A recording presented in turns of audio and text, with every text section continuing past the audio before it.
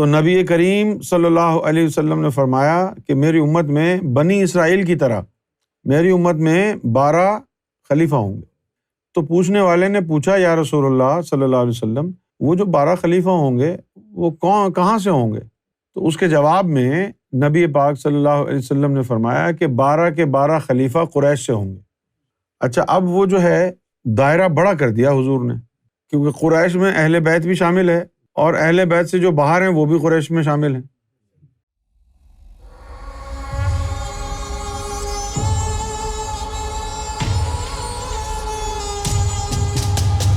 جس نے جو فلسفہ اپنے ذہن میں بٹھا رکھا ہے وہ اس فلسفے کو اپنے ذہن سے کبھی بھی نہیں نکال سکتا، کیوں کہ حقیقت سمجھنے کے لیے سب سے پہلے دل میں نور کا اترنا ضروری ہے۔ جب تک دل میں نور اترتا نہیں ہے نا تو بات سمجھ میں آتی نہیں ہے۔ ذاکر قلبی بننے سے پہلے ہماری سمجھ میں بھی کچھ نہیں آتا تھا، ذاکر قلبی بننے کے بعد جب دل میں نور آیا تو اللہ تعالیٰ نے دل کو سمجھ فقہ عطا فرمائی، پھر ہم کو جو ہے سمجھ میں آنے لگا۔ اب یہ جو امام ہیں 12، یہ اللہ تعالیٰ کا ایک قانون ہے، قرآن شریف میں آیا ہے۔ بنی اسرائیل میں بھی 12 خلیفہ تھے، اور نبی کریم صلی اللہ علیہ وسلم نے اپنی ایک حدیث میں ارشاد فرمایا کہ میری امت میں بھی 12 خلیفہ ہوں گے۔ اچھا، اب یہ ہمارے جو شیعہ بھائی ہیں لفظ خلیفہ استعمال نہیں کرتے، کیونکہ وہ ابو بکر اور عثمان اور عمر یہ خلیفہ بن گئے تھے، تو اس وجہ سے ان کو لفظ خلیفہ سے ہی چڑ ہو گئی۔ حالانکہ حدیث میں امام کا ذکر نہیں ہے کہ 12 امام ہوں گے، حدیث میں ہے 12 خلیفہ ہوں گے۔ میں آپ کو بتا رہا ہوں وہ بات جو حقیقت ہے۔ تو نبی کریم صلی اللہ علیہ وسلم نے فرمایا کہ میری امت میں بنی اسرائیل کی طرح میری امت میں 12 خلیفہ ہوں گے۔ تو پوچھنے والے نے پوچھا یا رسول اللہ صلی اللہ علیہ وسلم، وہ جو 12 خلیفہ ہوں گے وہ کہاں سے ہوں گے؟ تو اس کے جواب میں نبی پاک صلی اللہ علیہ وسلم نے فرمایا کہ 12 کے 12 خلیفہ قریش سے ہوں گے۔ اچھا، اب وہ جو ہے دائرہ بڑا کر دیا حضور نے، کیونکہ قریش میں اہل بیت بھی شامل ہے اور اہل بیت سے جو باہر ہیں وہ بھی قریش میں شامل ہیں۔ تو جو نبی کریم صلی اللہ علیہ وسلم نے ارشاد فرمایا تھا اس میں لفظ امام نہیں تھا، اس کے اندر تھا لفظ خلیفہ، کہ 12 خلیفہ ہوں گے۔ اسی طرح ہندوؤں کے اندر بھی یہ کانسیپٹ ہے، 12 اوتار ہوں گے، اور جو کال کے اوتار ہوں گے وہ 12ویں اوتار ہوں گے، اور وہ پریم اوتار ہوں گے۔ پریم اوتار کا مطلب ہے محبت سکھانے والے ہوں گے۔ اور یہ بھی کہا جاتا ہے ہندو دھرم میں کہ جو کال کی اوتار ہوں گے وہ بھگوان شنکر کے اوتار ہوں گے، اور ایک جگہ یہ بھی کہا جاتا ہے کہ کال کی اوتار میں بھگوان شنکر ہوں گے، وشنو بھی ہوں گے انہی میں، اور برہما بھی ہوں گے انہی میں۔ بھگوان شنکر کال کے اوتار کے اندر رہتے ہوئے لوگوں کو پیار دیں گے، وشنو جو ہیں ان کو باطن کی تعلیم سکھائیں گے، اور برہما جو ہے وہ یعنی دنیا میں جو شیطان ہوگا اس کو نشٹ کریں گے، ڈسٹروائے کریں گے، کیونکہ برہما کا کام یہی ہے۔ لیکن یہ رب کے 3 مختلف روپ ہیں۔ اچھا، یہی چیز عیسائیوں میں ہے ہولی ٹرینٹی کی، جس کی تشریح انہوں نے غلط کر دی تو اللہ نے اس کو کراس کر دیا۔ اچھا، یہی چیز اسلام میں بھی ہے، جس کو ہم کہتے ہیں تکون مہدی، اللہ محمد مہدی۔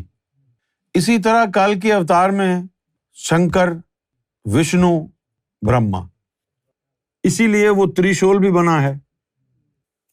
اصل جو چیز ہے وہ ہے ولایت، لیکن ہمارے جو شیعہ بھائی ہیں وہ امامت کہتے ہیں۔ ان کا خیال ہے کہ امامت کوئی مرتبہ ہے، لیکن امامت مرتبہ جو ہے وہ ان کے ہاں یہ تصور ہے کہ امامت مرتبہ ہے، لیکن صوفیوں کے ہاں امامت جو ہے وہ ایک ٹاسک ہے، یعنی لیڈر بننا۔ اصل جو چیز ہے وہ ولایت ہے۔ اگر حضور نبی پاک صلی اللہ علیہ وسلم کی احادیث بھی اٹھا کے دیکھیں مولا علی کے بارے میں، تو آپ صلی اللہ علیہ وسلم نے فرمایا کہ علی جو ہے اس کو ہم نے ولایت دی ہے۔ حدیثوں میں امامت کا ذکر نہیں ہے، ولایت کا ذکر ہے۔ اگر آپ یہ ولایت کا کانسیپٹ رکھ کر کے چلتے تو پھر آپ کو مغالطہ نہ ہوتا کہ 11واں امام کون ہے، 12واں امام کون ہے۔ پھر آپ کو یہ ہوتا کہ جس کو اللہ چاہے گا ولایت دینا وہی ہوگا۔ یہاں سے ہو گیا مسئلہ۔ سرکار گوھر شاہی نے فرمایا ہے کہ احادیث میں لکھا ہے کہ حضور صلی اللہ علیہ وسلم حجر اسود کے پاس کھڑے ہو جاتے اور زار و قطار روتے۔ جب صحابہ پوچھتے کہ یا رسول اللہ آپ کیوں افسردہ ہیں، تو بسا اوقات آپ کچھ کہہ بھی دیتے، لیکن زیادہ تر آپ یہی فرماتے کہ یہ جو حجر اسود کا مقام ہے، یہ مقام ہی ایسا ہے کہ یہاں آنسو نکل آتے۔ تو حضور نبی کریم صلی اللہ علیہ وسلم جب حجر اسود کے پاس کھڑے ہوتے تھے تو رخ حجر اسود کا ہندوستان کی طرف ہے، وہاں کھڑے ہو کے ہند کی طرف اشارہ کرتے تھے حضور، اور کہتے تھے کہ یہاں ہند سے مجھے اپنے مہدی کی خوشبو آتی ہے۔ ایک دن کیا ہوا، یہاں لندن میں سرکار ہمارے گھر تشریف فرما تھے اور کوئی جان پہچان والے تھے سرکار کے، تو انہوں نے بلایا تھا سرکار 2-3 گھنٹے کے لیے وہاں گئے۔ جب واپس آئے ہمارے گھر داخل ہوئے تو اپنا ویسٹ کوٹ اتار کر کے رکھا اور یوں انگڑائی لی اور فرمایا کہ اب سکون آیا ہے، میں اپنے گھر آ گیا۔ تو بڑی اپنائیت کے ساتھ صوفے پر بیٹھ گئے، اسٹول پر سرکار نے اپنے قدمین شریفین رکھے، میں موزے اتار رہا تھا۔ تو اس دوران پھر سرکار نے یہ فرمایا، بڑی حیرت سے کہا کہ ایک بڑی عجیب بات ہے یونس۔ میں نے عرض کیا سرکار وہ کیا؟ فرمایا کہ ہمیں یہاں آ کے، تمہارے گھر آ کے اپنی خوشبو آتی ہے، یہ خوشبو ہمیں کوٹری میں بھی نہیں آتی، لیکن ہم جب یہاں آتے ہیں تو یہاں ہمیں اپنے پسینے کی بھی خوشبو آتی ہے، اپنے جسم کی بھی خوشبو آتی ہے، لیکن جب ہم کوٹری میں ہوتے ہیں یا کہیں اور ہوتے ہیں وہاں نہیں آتی۔ تو حضور صلی اللہ علیہ وسلم نے فرمایا کہ یہ ہند سے مجھے مہدی کی خوشبو آتی ہے۔ تو اب حضور صلی اللہ علیہ وسلم کی جو حدیث مبارکہ ہے اس سے تو صاف پتہ چل رہا ہے کہ جو مہدی علیہ السلام ہوں گے ان کا تعلق ہند سے ہوگا۔ اب ہند سے تعلق ہوگا تو کیا کہیں، اب باطنی تعلیم کسی کی سمجھ میں نہ آئے تو اس کو کوئی سمجھا نہیں سکتا، لیکن ہم بیان کر سکتے ہیں، اور بیان اس طریقے سے کر سکتے ہیں کہ آپ نہیں مانیں گے تو کافر ہو جائیں گے۔ اولاد 2 طرح کی ہوتی ہے، ایک ہوتا ہے ظاہری نطفہ اور ایک ہوتا ہے باطنی نطفہ۔ جب مرشد کامل کسی کو خاص نسبت عطا کرتا ہے، توجہ سے سننے کی بات ہے یہ، تو اس طالب کا جو قلب ہے وہ مثل دلہن ہوتا ہے، اور مرشد کامل کی نظروں سے نوری نطفہ اس کے قلب میں جا کے قلب کو امپریگنیٹ کر دیتا ہے۔ ایک تو وہ طفل نوری ہے نا جو سلطانوں کے پاس ہوتا ہے، میں اس کی بات نہیں کر رہا، یہ ایک خاص بات ہے۔ اس میں مرشد کامل نوری نطفہ قلب میں داخل فرماتا ہے، رحم قلب، اور پھر اس قلب سے قلب سلیم، قلب منیب، قلب شہید کے علاوہ ایک نئی مخلوق پیدا ہوتی ہے، قلب سے ایک نئی مخلوق اس میں سے نکلتی ہے، برآمد ہوتی ہے، اور اس مخلوق کو مرتبے سے نوازا جاتا ہے۔ جس کے ساتھ یہ معاملہ ہوتا ہے وہ مرشد کی باطنی اولاد میں شامل ہو جاتی ہے مخلوق۔ اسی طرح نبی کریم صلی اللہ علیہ وآلہ وسلم کی باطنی اولاد بھی ہے۔ آپ صرف اس آل سے واقف ہیں جو ظاہری نطفے سے چلی، جو صلب سے چلی، آپ صرف اس سے واقف ہیں، اسی کو آل محمد سمجھتے ہیں۔ لیکن میں آپ کو غلط ثابت کر دیتا ہوں، اگر ظاہری نطفے سے ہی کوئی آل رسول ہوتا تو سلیمان فارسی کو حضور نے کیوں کہا تھا کہ تو میری اہل بیت میں شامل ہو گیا ہے؟ پھر اس کے بعد سیدنا غوث اعظم رضی اللہ تعالیٰ عنہ نے اپنی کتاب فیض یزدانی میں لکھا ہے کہ ہر متقی محمد کی آل ہے صلی اللہ علیہ وسلم۔ تو ایک ظاہری نطفہ ہے، اس سے ظاہری آل ہے، اور ایک باطنی نطفہ ہے، اس سے باطنی آل ہے۔ تو امام مہدی علیہ الصلاۃ والسلام کے لیے جب حضور صلی اللہ علیہ وسلم نے یہ کہا کہ وہ عطرت فاطمہ سے ہوں گے، تو اس کا ظاہری معنی لوگوں نے یہی لیا کہ فاطمہ کی اولاد سے ہوں گے، اور وہ صرف ایک ہی ظاہری اولاد کو اولاد جانتے ہیں۔ بی بی فاطمہ کی دو طرح کی اولادیں ہیں، ایک ظاہری اولاد ہے اور ایک باطنی اولاد بھی ہے۔ جس طرح ہر سلطان الفقراء کا یہ دعویٰ ہے کہ وہ فرزند مصطفیٰ ہے۔ فرزند مصطفیٰ کا کیا مطلب ہو گیا؟ میں حضور کا بیٹا ہوں۔ سلطان باہو نے بھی کہا کہ میں حضور صلی اللہ علیہ وسلم کا بیٹا ہوں، حضور کی اولاد ہوں، اور ظاہری طور پر وہ اپنے آپ کو جٹ بھی بتاتے ہیں، اپنی برادری بھی کہتے ہیں کہ میں جٹ ہوں۔ نظر جناندی کیمیا ہووے سونا کر دے وٹ، اللہ ذات کریں دیا کی سید تے کیا جٹ۔ اپنے جٹ اپنے آپ کو کہہ رہے ہیں، ظاہری طور پر بتا رہے ہیں کہ میں سید نہیں ہوں، جٹ ہوں، اور پھر یہ بھی کہہ رہے ہیں کہ میں حضور کی اولاد ہوں۔ تو جٹ ظاہری طور پر ہے اور حضور کی اولاد وہ باطنی طور پر ہیں۔ جب تک سادات میں نور تھا، ظاہری نطفہ اور باطنی نطفہ ساتھ ساتھ چلتے تھے۔ ساتھ ساتھ چلنے سے مراد کیا ہوا کہ باطنی نطفہ بھی انہی کو ملا جو ظاہری اولاد میں تھے۔ دنیا چونکہ ظاہری نسبت کو جانتی ہے تو انہوں نے اپنی باطنی نسبت بتانے کی ضرورت محسوس نہیں کی کہ بھئی ظاہر میں آل محمد ہم کو لوگ سمجھتے ہیں تو باطنی تعلق بتانے کی کیا ضرورت ہے، وہ بھی آل محمد ہی ثابت کرے گا۔ لیکن جب ظاہر میں نور ختم ہو گیا، سادات میں 7 پشتوں تک نور چلا، اس کے بعد ختم ہو گیا، اس کے بعد جن کو باطنی نسبت ملی ہے انہوں نے باطنی نسبت کا ذکر کیا ہے، ظاہر کا نہیں کیا۔ تو اب امام مہدی علیہ الصلوۃ والسلام بھی آئیں گے، 7 پشتوں تک نور چلا تھا نا، تو اب وہ بھی باطنی نسبت کا ہی ذکر کریں گے نا۔ یا تو یہ بتائیں کہ سلیمان فارسی رضی اللہ تعالیٰ عنہ جو تھے، ان کو حضور نے کس بنیاد پر کہا تھا کہ تو میری اہل بیت میں شامل ہے؟ سلمان فارسی کو یہ بات کہی تھی۔ اسی طرح امام مہدی علیہ الصلوۃ والسلام جو ہیں، ان کے ساتھ کئی طرح کی نسبتیں حضور کی شامل ہیں۔ ایک تو باطنی نطفہ جو طفل نوری کے طور پر آیا، وہ ایک نسبت ہے جس سے فرزند مصطفیٰ ہوئے۔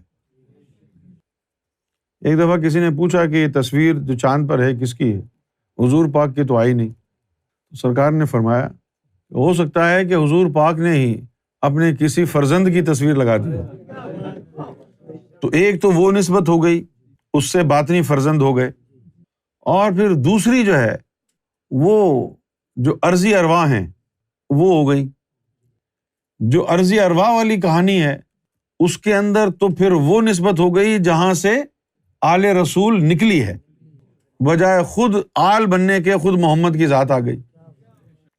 ہمارے جو اہل تشیع بھائی ہیں وہ صرف ظاہری آل کی جو لڑی چل رہی ہے اس میں ڈھونڈ رہے ہیں، تو جو باطنی سلسلہ آل کا چل رہا ہے وہاں پر بھی تو ڈھونڈیں، لیکن وہاں ڈھونڈنے کے لیے آپ کو اہل باطن میں سے ہونا پڑے گا، اور اہل باطن آپ ہیں نہیں، اس لیے مسائل ہیں۔ اب خلیفہ کیا ہوتا ہے؟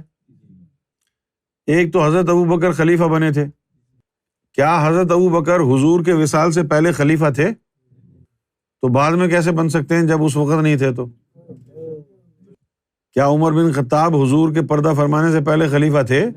نہیں تھے نا، بعد میں بھی نہیں بن سکتے۔ مولا علی حضور کے پردہ فرمانے سے پہلے بھی مولا تھے یا نہیں؟ حضور کے پردہ فرمانے سے پہلے بھی مولا تھے نا، کیونکہ اپنی زندگی میں کہا من کنت مولاہ فہذا علی مولاہ۔ تو یہ جو کہہ رہے ہیں خلفائے راشدین، یہ مولویوں کے اپنے بنائے ہوئے فگرز ہیں۔ خلفائے راشدین، راشد کہاں تھے وہ سارے کے سارے؟ نہ وہ خلیفہ تھے، خود ہی بن کے بیٹھ گئے وہ تو۔ خلیفہ پھر کیا ہوتا ہے؟ اب خلیفہ کا مطلب تو آنا چاہیے نا ہم کو، اس لیے آنا چاہیے کہ حضور نے فرمایا کہ میری امت میں 12 خلیفہ ہوں گے، اور پوچھنے والے نے پوچھا کہاں سے ہوں گے، تو آپ نے فرمایا 12 کے 12 قریش میں سے ہوں گے۔ تو اب خلیفہ کا مطلب کیا ہوا؟ وہ جو بنی اسرائیل میں خلیفہ تھے وہ کون تھے؟ اور یہ جو مسلمانوں میں 12 خلیفہ ہوں گے، یہ کیوں خلیفہ ہوں گے، کیسے خلیفہ ہوں گے؟ پہلے تو دیکھیں کہ یہ لفظ خلیفہ آیا کدھر۔ یہ لفظ خلیفہ اللہ تعالیٰ نے آدم صفی اللہ کے لیے استعمال کیا، قرآن مجید میں آیا ہے، اور اللہ تعالیٰ نے ارشاد فرمایا کہ ہم زمین پر اپنا خلیفہ مبعوث کرنے والے ہیں۔ خلیفہ کا مطلب کیا ہوتا ہے لفظی؟ خلیفہ کا لفظی مطلب ہوتا ہے قائم مقام، اس کا لفظی مطلب ہوتا ہے وجود، جثہ۔ جس میں اللہ کا جثہ آ گیا وہ اللہ کا خلیفہ، جس میں حضور کا جثہ آ گیا وہ حضور کا خلیفہ، جس میں مرشد کا جثہ آ گیا وہ مرشد کا خلیفہ ہو گیا۔ تو اب 12 خلیفہ ہوں گے امت میں، اور 12 کے 12 قریش سے ہوں گے۔ یہ نہیں کسی نے پوچھا یا رسول اللہ وہ خلیفہ کس کے ہوں گے؟ اگر پوچھتے تو پھر حضور بتاتے نا کہ 11 خلیفہ حضور کے ہوں گے، 12واں خلیفہ اللہ کا ہوگا۔ تو خلیفہ جثے کو کہتے ہیں، نائب خدا کو کہتے ہیں، امام کا تو لفظ نہیں ہے۔ اور اہل بیت اعظام کے جو ہستیاں گزری ہیں نا، انہوں نے بھی امام مہدی علیہ الصلوۃ والسلام کے لیے زیادہ سے زیادہ جو لفظ استعمال کیا ہے وہ کیا ہے لفظ قائم۔ قائم کا مطلب ہے کہ جس کی بادشاہت آنے والی ہے، القائم۔ اور حدیث میں بھی جب مہدی کا لفظ آیا ہے تو صرف مہدی آیا ہے، امام نہیں آیا۔ ایک جگہ حضور نے فرمایا مہدی انا، میرا مہدی۔ یہ امام کا جو تصور ہے یہ اہل تشیع کے ہاں نہ جانے کیوں اور کہاں سے آیا ہے۔ اس امام کی لفظ کی وجہ سے مہدی علیہ السلام کو انہوں نے اماموں کی صف میں کھڑا کر دیا ہے۔ اگر آپ ان کو امام سمجھتے رہیں گے تو آپ مجھے بتائیں کوئی ایسا امام آیا ہے کہ جس کی یاد میں حضور ہچکیاں بھر بھر کے روتے رہیں؟ پوری انسانیت کو اللہ والا بنانے کا ٹھیکہ جس نے لیا ہو، جس کی سلطنت پر، جس کی حکومت پر زمین والے بھی راضی ہوں، آسمان والے بھی راضی ہوں، ایسی ہستی جو پوری دنیا کو جور و ستم اور ظلم سے جو بھری ہوئی ہے، پوری دنیا میں انصاف بھر دے، ایسا امام کہاں آیا ہے؟ زیادہ تر امام تو ایسے ہی آئے ہیں جن کو خود جیلوں میں ڈال دیا گیا ہے، ان کو خود انصاف نہیں ملا۔ تو یہ تو وہ ہستی ہے جو پوری کائنات کو انصاف بانٹے گی، تو ان کے ساتھ ناانصافی کون کر سکتا ہے؟ جو پوری دنیا کو انصاف بانٹنے کے لیے آ رہے ہیں، ان کے ساتھ ناانصافی کون کر سکتا ہے؟ باطنی علم نہ ہونے کی وجہ سے یہ کچھ غلط فہمیاں ہو جاتی ہیں۔ اب جو لوگوں کا جو دار و مدار ہے وہ تو کتابوں میں جو کچھ لکھا ہوا ہے اسی پر ہے، اور کوئی تو سورس ان کے پاس ہے نہیں۔ کتابوں میں اگر صحیح لکھا ہے تو بس ٹھیک ہے، آپ نے صحیح کہہ دیا، اور اگر کتابوں میں گڑبڑ ہو گئی تو پھر آپ گئے، چھٹی ہو گئی آپ کی۔ اب آپ ڈھونڈتے رہیں امام مہدی، وہ ہو کے بھی چلے جائیں گے، آپ پھر بھی ڈھونڈ رہے ہوں گے، آپ کو پتہ ہی نہیں ہے کہ بھئی حقیقت کیا ہے۔ تو پھر آپ ایسے ہی ہے جیسے یہ مولویوں نے، آپ یقین جانیں، ہم کو ٹرک کی لال پتی کے پیچھے لگا دیا، اس لیے ادھر ادھر بھٹک رہے ہیں۔